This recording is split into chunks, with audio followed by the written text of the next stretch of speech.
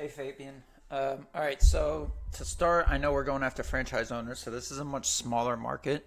So your cost per lead isn't going to be consistently below $20, I would say. So I would say like even in the thirty to $40 range, as long as we're getting book calls coming through for less than a couple $100, I think we're in a good spot. To answer your question on the ad account, so here's how you check what's performing the best in a dynamic creative. So this is a dynamic creative we're running for Wyatt. Up here next to your column presets, click breakdown and then click image video slideshow. And then it'll show you all of the creatives that are in there and then what's got the most leads, what has the highest click-through rate, so on and so forth. And then you can also do it by text and headline. If you're using multiple headlines, it'll show you that in the same order. But so what I would do is I would take your budget of $50 a day and I would basically split it into the two top performing audiences.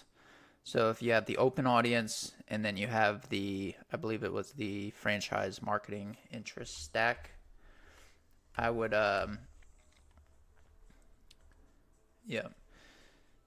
whichever one of these audiences has gotten the most qualified book calls, I would consolidate the budget down into splitting it between two of those. So the open and then the whichever one the other one is. And then you can also, with a higher budget, so if it's 50 a day, you can do 25 and 25. You can also test more creatives within that ad set. So usually, whenever you're first starting out and you're first launching the campaign, I like to scale the budget up vertically, so give as little budget per ad set as possible. But once you have some results that start coming through, inevitably after a certain amount of time, those results are going to start to trickle lower and lower. So you might have to just duplicate the ad set that's giving you the best results and just put as much budget into it as you can. So I would go with that approach. And then also, are you still running the same creatives that you were running when you first launched? If so, we're definitely going to need to cycle in some new creative elements into these ad sets as well. Hope this helps, my man.